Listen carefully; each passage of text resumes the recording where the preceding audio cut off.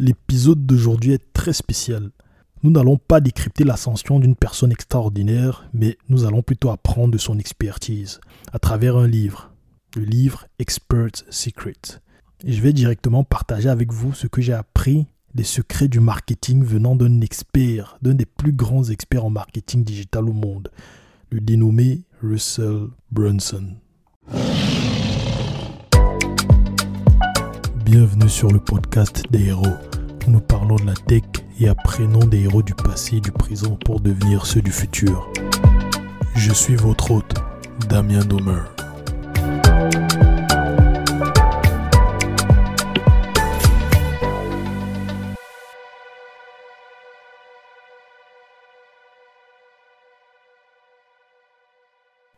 Est-ce que vous savez que ce podcast est disponible gratuitement sur YouTube, Spotify, Apple Podcast, Deezer, Google Podcast, Amazon Music et bien d'autres? Les liens vers le podcast sur chacune de ces plateformes sont dans la description de cet épisode. N'oubliez pas, s'il vous plaît, de vous abonner et d'appuyer sur la cloche pour ne manquer aucun épisode. Et si vous aimez, laissez une bonne note s'il vous plaît pour que l'algorithme puisse le proposer à un maximum de personnes. Merci. Expert's Secrets est un livre écrit par Russell Brunson, un entrepreneur à succès et cofondateur de ClickFunnels. ClickFunnels est une plateforme populaire de marketing en ligne et de funnels, genre d'entonnoir de vente. Funnel, c'est entonnoir en anglais. Le livre fait partie de la série d'œuvres de Brunson axées sur l'aide aux individus et aux entreprises pour réussir dans le monde du marketing et des ventes en ligne. Expert's Secrets tourne principalement autour du concept de construction d'une marque personnelle et de devenir un expert dans votre domaine choisi. Le livre est conçu pour guider les lecteurs à travers le processus de s'établir en tant qu'autorité dans leur secteur et de tirer parti de cette autorité pour créer un public fidèle et stimuler les ventes. Mais qui est Russell Brunson? La montée en notoriété de Russell Brunson est une histoire d'innovation, d'entrepreneuriat et d'une compréhension profonde du marketing en ligne. Voici un aperçu de son parcours. Je vais le faire vite fait pour que vous compreniez qui est le personnage, ses origines et ce qu'il fait. Parce que je pense que beaucoup de personnes ne le connaissent pas. Du coup, Russell Brunson est né le 8 mars 1980 à Provo, aux États-Unis dans l'Utah. Il a développé très tôt un intérêt pour les affaires et le marketing. Il a fréquenté l'université d'État de Boise et il a étudié l'informatique. Et pendant ces années d'études, il a exploré diverses entreprises en ligne. Et en 2002, alors qu'il était encore à l'université, Brunson a lancé sa première entreprise en ligne, un produit logiciel destiné aux amateurs de pistolets à patates. Ouais, pistolet à patates. C'est très difficile à imaginer, mais allez sur Internet, vous verrez. Aux États-Unis, il y a des trucs. Et je ne comprends pas trop le concept, mais bon. Cette expérience-là, l'expérience du pistolet à patates, cette expérience-là lui a permis de comprendre la création et la commercialisation de produits numériques. Après avoir obtenu son diplôme, Brunson s'est plongé davantage dans le marketing sur Internet. Il a lancé diverses entreprises en ligne, vendant des produits allant de suppléments à des logiciels. Il a acquis une expérience pratique dans la création de funnels de vente. Genre, les funnels, c'est les entonnoirs de vente. Je pense que je l'ai déjà dit. Oui, dans la création d'entonnoirs de vente. La génération de trafic et la conversion de prospects en clients. C'est ça son domaine d'expertise. L'une des réalisations les plus significatives de Brunson est survenue en 2014 lorsqu'il a cofondé ClickFunnels avec Todd Dickerson.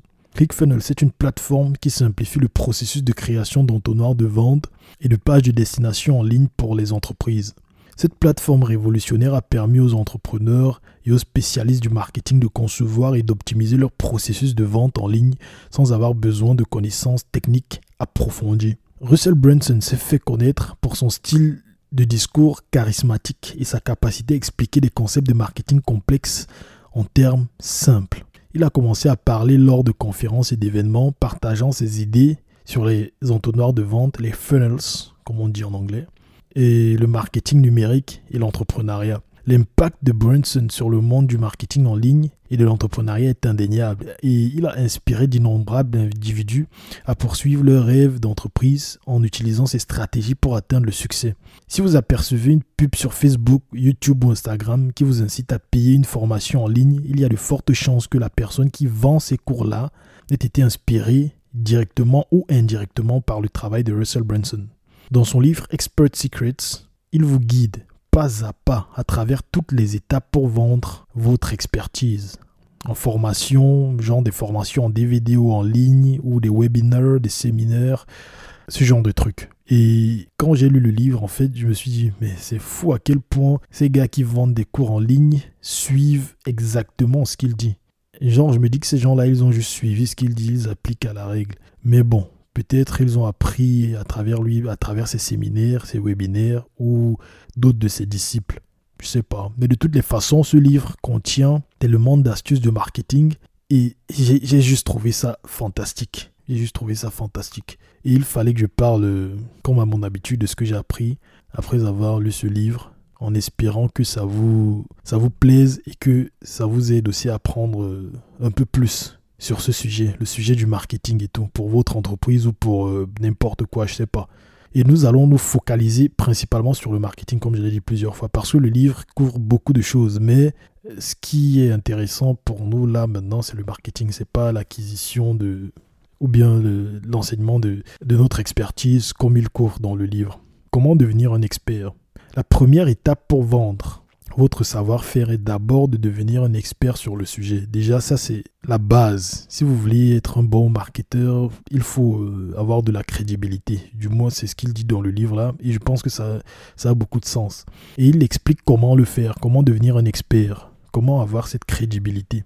Il dit, la prochaine étape de votre évolution en tant qu'expert consiste à commencer à apprendre tout sur votre sujet, à partir de multiples points de vue. Nous devons maintenir votre indice d'apprentissabilité, apprentissabilité élevé, afin que vous soyez ouvert à de nouvelles idées dont vous aurez besoin pour créer votre propre cadre. La meilleure façon de le faire est d'adopter l'identité du journaliste et d'interviewer autant de personnes que possible ayant accès à celle qui se trouve quelques chapitres plus loin que là où vous vous trouvez actuellement. Genre, vous connaissez quelqu'un qui se trouve, qui est plus avancé dans votre parcours que vous n'êtes. Vous allez vers cette personne, vous l'interviewez, vous apprenez des choses de lui ou d'elle. Et voilà, c'est aussi simple que ça. Et la manière la plus rapide de transformer votre étincelle en feu est de vous entourer d'autres personnes qui ont déjà pris feu. J'ai commencé à chercher d'autres personnes qui étaient plus avancées sur le chemin que moi et j'ai essayé de me rapprocher d'elles pour aider mon étincelle à grandir. Les 2 premières phases sont toutes axées sur la croissance personnelle. C'est généralement ainsi que ça commence. Nous nous enthousiasmons pour un sujet et nous commençons à nous y plonger. Nous apprenons, lisons des livres, étudions des exemples, écoutons des podcasts et consommons beaucoup d'informations. Ensuite, nous revêtons notre chapeau de journaliste et interviewons des personnes dont nous avons appris pour obtenir des réponses personnalisées à nos questions. Mais à un certain moment, nous réalisons que le seul moyen de continuer à croître n'est pas d'en apprendre davantage, mais plutôt de déplacer notre attention de la croissance personnelle à la contribution. Ce n'est qu'en orientant notre attention vers l'aide aux autres que nous continuons à grandir. En aidant les autres et en les guidant à travers ce que nous avons appris, nous commençons à grandir à nouveau. La contribution est la clé de la croissance continue. Bon, ça c'est la première étape, être un expert. Apprendre de tout ce qui nous tombe sur la main, des livres, des podcasts, tout. Et après interviewer. Et maintenant, la suite dans le livre, il dit qu'il faut aussi mettre en pratique ce qu'on a appris dans notre vie avant de pouvoir prétendre l'apprendre à quelqu'un d'autre. Genre, vous avez appris de nouvelles techniques pour votre business, mettez-le en pratique dans votre business et voyez les résultats pour que ça marche pour vous, vous-même, avant de vouloir apprendre aux autres. C'est ce qu'il dit dans son livre et il explique aussi que c'est ce qu'il a fait lui-même. Il prend l'exemple de Tim Ferriss, le gars qui a écrit The 4-Hour Workweek.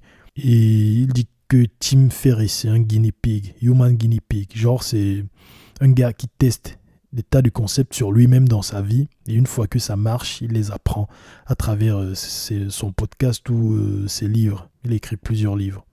Bon, la prochaine étape, c'est getting notice. Dans le marketing, il faut bien que les gens s'aperçoivent que vous existez. Il explique comment acquérir de la notoriété, comment se faire remarquer et avoir des gens qui vous suivent. Il explique qu'il n'y a pas de secret en fait et qu'il faut juste être persévérant, qu'il faut être persévérant et ne pas s'arrêter. Et gars, il dit par exemple, si vous créez du contenu en ligne, faites-le régulièrement, non-stop, pendant des années, il dit bien des années, et qu'il n'y a pas de raccourci. Et aussi, il partage d'autres techniques en plus de ça. Un de mes amis, Nathan Barry, a récemment publié cet article sur son site web intitulé « Endurer suffisamment longtemps pour être remarqué ». Là, c'est un truc... Bon, je dois noter cette phrase-là. « Endurer suffisamment longtemps pour être remarqué ». Ça fait partie de mes highlights du livre. Je dois la noter. Quelques minutes, s'il vous plaît. Et il dit ceci. « Combien de séries TV géniales avez-vous découvertes à partir de la saison 3 ou même plus tard ? J'ai commencé à regarder Game of Thrones après la sortie de la saison 5. Pat Flynn avait publié au moins 100 épisodes de son podcast avant même que je ne sache qu'il existait. J'ai découvert Hardcore History des années après que Dan Carlin ait commencé à le produire. C'est une expérience tellement courante. Il y a tellement de contenu produit que nous ne pouvons pas tout découvrir. Alors, à la place, nous attendons que le meilleur contenu émerge à la surface avec le temps. Si la première étape pour construire un public est de créer un excellent contenu, la deuxième étape est de persévérer suffisamment longtemps pour être remarqué. Ouais, pas faux. Maintenant, les techniques de marketing. Il partage tellement de techniques de marketing, mais j'ai pris les highlights, ceux que je trouvais meilleurs que les autres. Pour commencer déjà, il dit qu'avant de s'attaquer même au marketing, il faut connaître à qui vous vendez. Vous devez connaître à qui vous vendez. Et il dit ceci, réfléchissez-y. Si vous ne savez pas à qui vous vendez, tout ce que vous inventez n'est qu'une supposition. Car ce n'est pas vous qui achetez. Ce n'est pas votre portefeuille que vous remplissez. Vous devez d'abord déterminer qui vous allez servir, puis vous pourriez créer l'offre ou les offres qu'il désire. Ça déjà, c'est la base primordiale. Il dit qu'il ne faut pas négliger ça, surtout pas. Et après, il nous parle des principaux marchés que... Genre, tous les produits sur cette terre peuvent être divisés en 3 catégories, d'après ce qu'il dit. Et allons-y. Voici 3 marchés principaux ou désirs à travers lesquels chaque produit est commercialisé. Les 3 désirs, dans aucun ordre particulier, sont la santé, la richesse et les relations. Lorsque les gens achètent un produit ou un service, ils espèrent obtenir un certain résultat dans l'un de ces 3 domaines de leur vie. Est-ce que vous voyez? Le gars, il a scindé dans quelle catégorie mettre toutes les commercialisations de produits. Et dans le livre, il parle aussi des gens qui étaient sceptiques par rapport à ce qu'il disait. Genre, il parle d'un gars qui était dans un séminaire et qui a posé la question « Et si mon produit ne correspond pas du tout à une de ces catégories ?» Le gars dit si tu y penses bien, il faut bien y penser. La commercialisation de chaque produit tombe dans un de ses désirs. Chaque personne qui achète un produit veut combler un de ses désirs.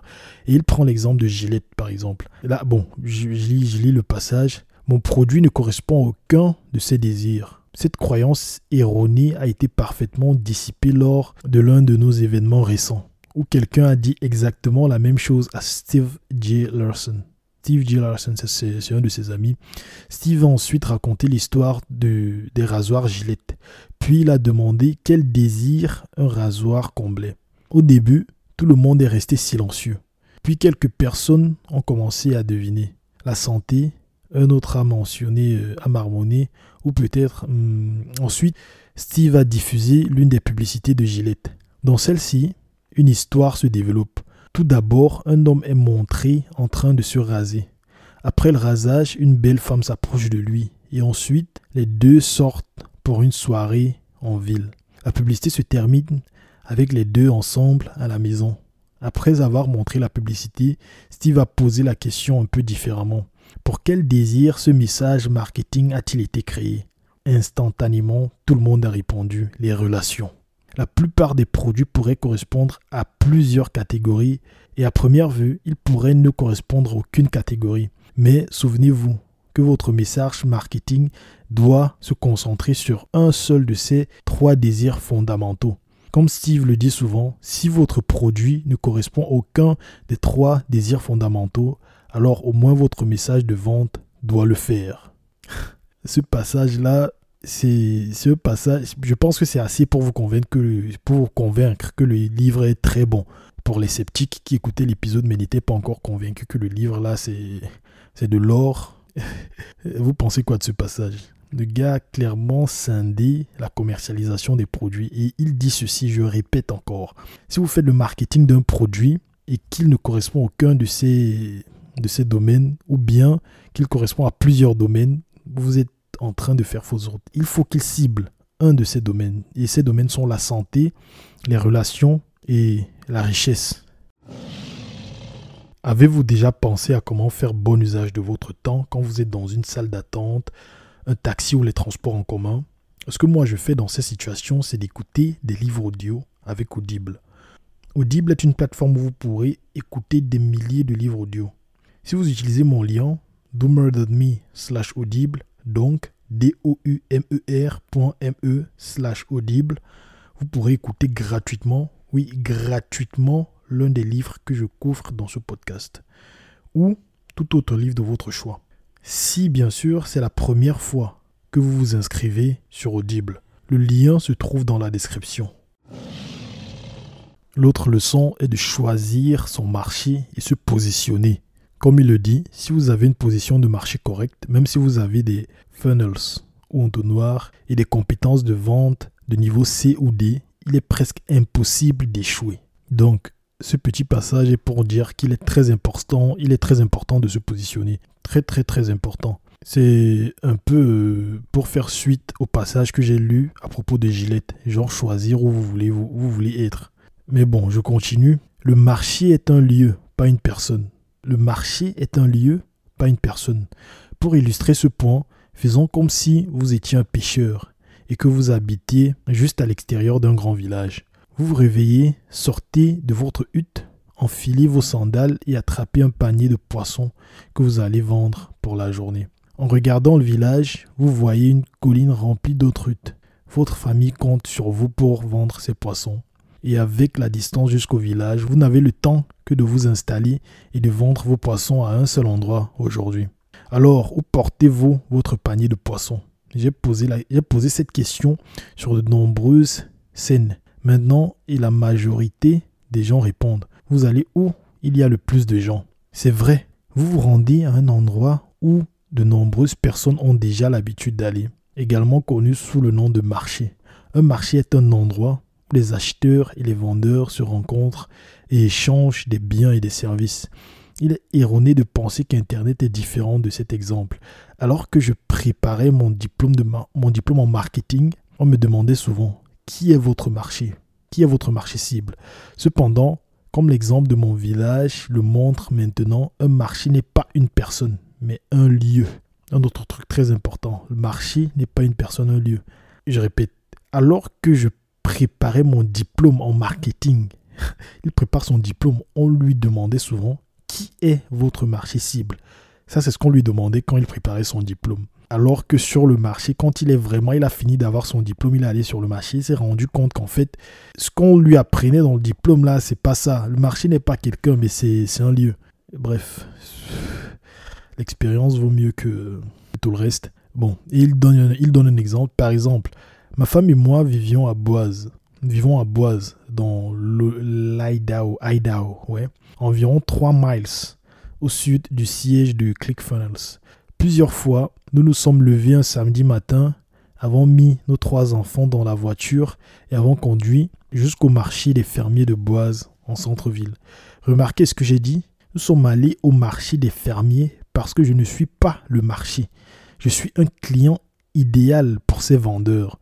Votre travail consiste d'abord à savoir qui est votre client idéal, puis à découvrir où il va déjà pour échanger de l'argent contre des produits ou des services en ligne ou hors ligne. La clarté sur qui est votre client idéal et où il va déjà acheter est une étape majeure et un raccourci pour créer un marketing efficace pour votre entreprise. Ça, c'est un truc qu'il faut que je note aussi. J'ai noté des paragraphes, j'ai highlight des paragraphes, mais il y a des phrases très intéressantes que je peux... Bon, je note ça vite fait et je reviens. Bon, j'ai noté ma punchline. Et là, je suis de retour. Et une autre punchline encore qu'il dit après. Donc, la question n'est pas qui est votre marché, mais plutôt la question est où est votre marché et qui est votre client idéal qui va déjà là-bas. Très bonne punchline. J'espère qu'il y a un créateur d'entreprise qui va écouter ça et qui va apprécier et qui va aussi lire le livre. Et le lien pour acheter le livre est dans la description. Utilisez mon lien s'il vous plaît parce qu'en l'utilisant, vous aiderez le podcast Beaucoup, beaucoup, beaucoup. Merci. Et le podcast est disponible partout, hein. Si vous êtes sur Apple, il y a Apple Podcast installé déjà dans votre téléphone. Allez juste là-bas et cherchez Heroes Podcast par Damien Doomer. Et si vous êtes sur Spotify, cherchez aussi Heroes Podcast ou le lien vers Apple Podcast et Spotify sont dans la description de cet épisode. Et si vous aimez, s'il vous plaît, n'hésitez pas à partager et à donner une bonne note. Sur Apple Podcast et Spotify, vous pouvez donner 5 étoiles si vous appréciez et partager à votre entourage, s'il vous plaît. Merci. La prochaine leçon est de connaître les catégories d'utilisateurs qu'il y a sur le marché. Donc, une fois que vous avez repéré le marché, où se trouve le marché, vous connaissez qui est votre customer idéal et où il va. Maintenant, quelle est la prochaine étape? C'est d'aller pêcher ces customers-là dans le marché. Ce marché peut être le marché de votre concurrent ou le marché de plusieurs concurrents, je ne sais pas, n'importe où. Maintenant, la stratégie d'aller dans ce marché-là et pêcher ses utilisateurs, il l'explique aussi dans le livre. Il dit qu'il faut s'y prendre d'une façon méthodique. Déjà, il faut savoir que les utilisateurs ne sont pas tous égaux. Ils tombent dans plusieurs catégories. Et une fois que vous connaissez ces catégories, vous savez comment approcher ces utilisateurs, les acquérir ou même les ignorer tout simplement. Parce qu'il y a une catégorie d'utilisateurs que vous devez ignorer. Vous ne devez même pas passer du temps à chercher à les convaincre ou à market votre produit à ces utilisateurs. Bref, voici le passage. Le premier groupe est les inconditionnels. Les inconditionnels sont tellement convaincus par le produit qu'ils utilisent actuellement que le logo pourrait tout aussi bien être tatoué sur leur front. Essayer de vendre aux inconditionnels revient à regarder le Super Bowl avec deux personnes essayant de se convaincre mutuellement que leur équipe est la meilleure, alors qu'elles encouragent des côtés opposés. Personne ne gagne et les deux personnes perdent leur temps. Donc ça, c'est la catégorie qu'il faut éviter. Ne perdez pas votre temps là-bas. Puis, il y a une deuxième catégorie. Le groupe suivant est les satisfaits. Les satisfaits utilisent le produit qu'ils ont acheté, mais ils ne l'adorent pas comme les inconditionnels. Ils ont eu suffisamment de succès avec le produit pour justifier de le conserver, mais la douleur de passer à un nouveau produit peut sembler plus grande que l'inconfort qu'ils peuvent éprouver avec leur produit actuel. Ouais.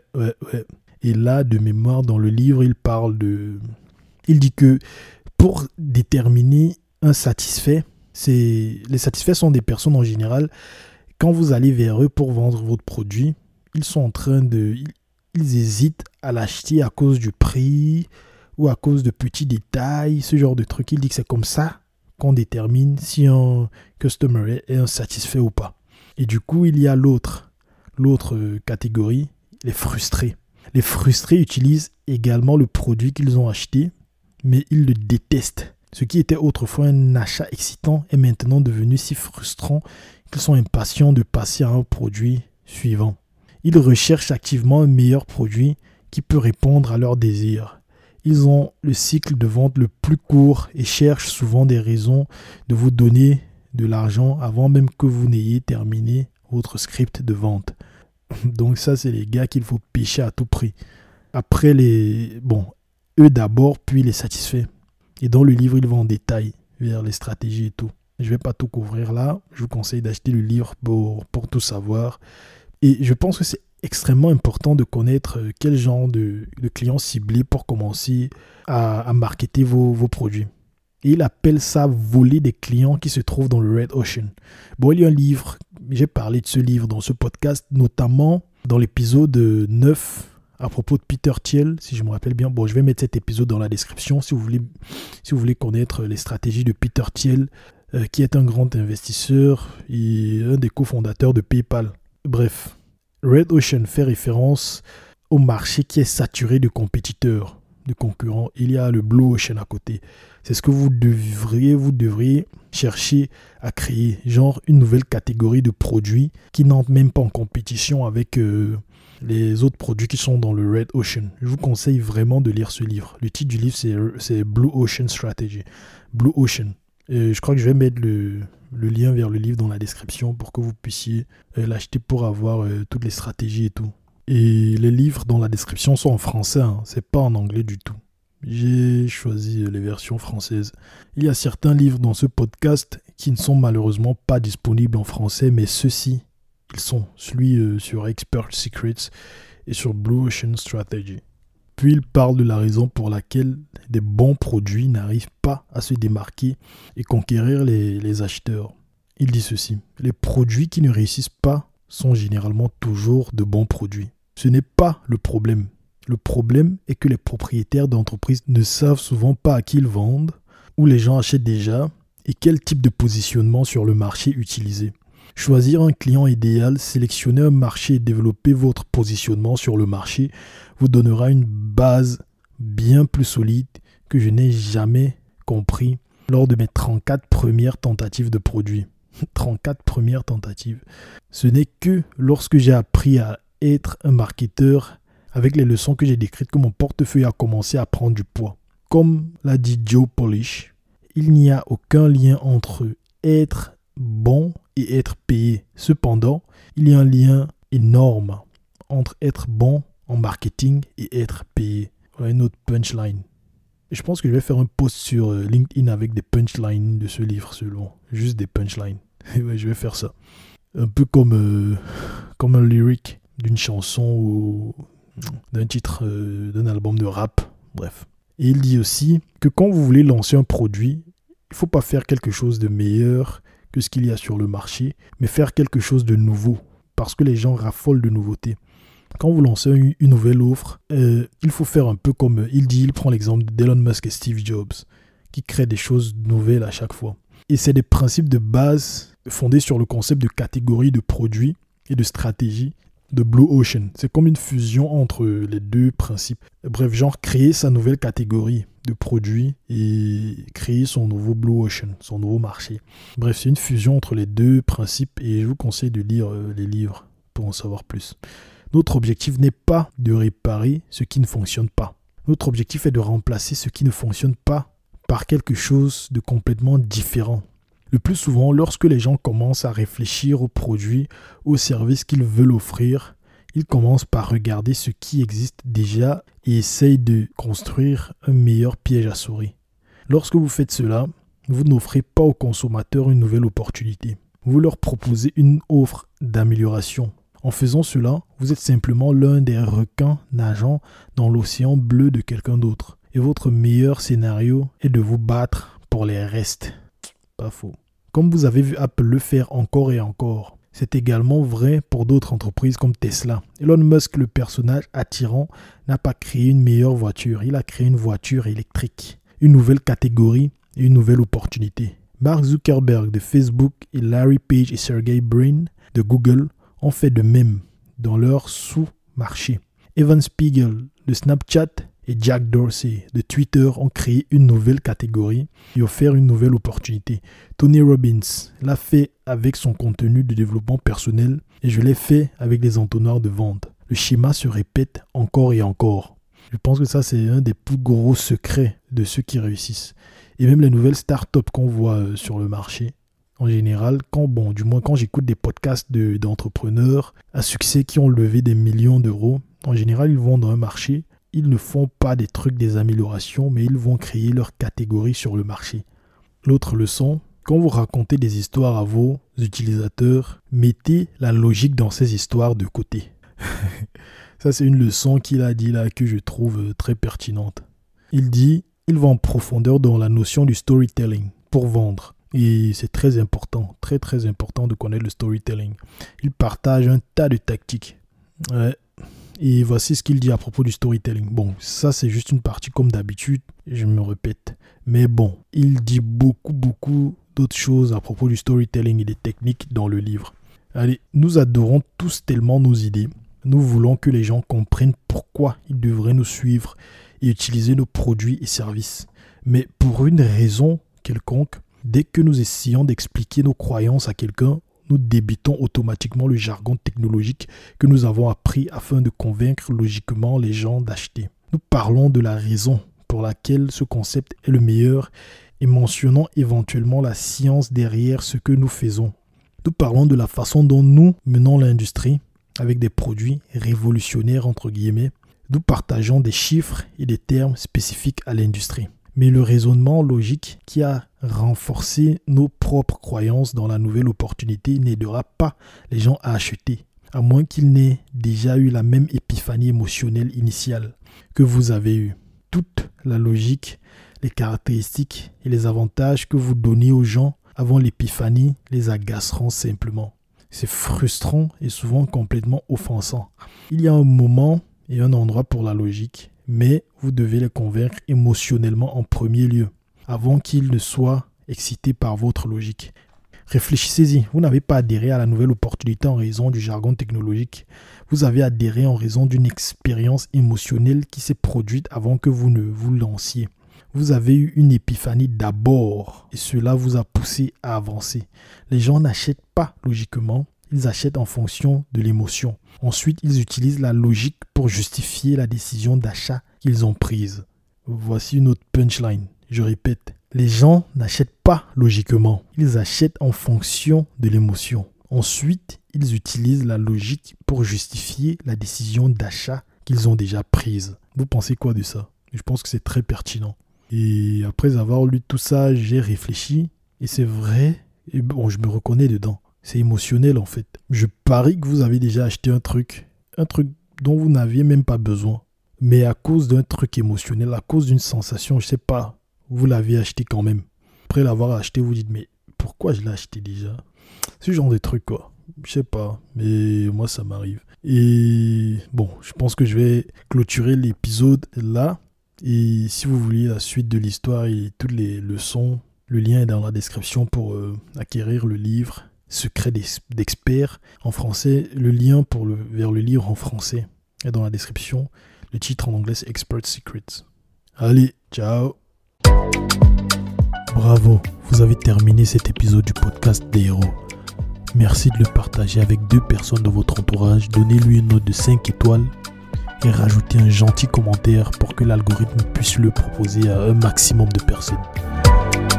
Et suivez-moi sur les réseaux sociaux pour rester à jour. Merci.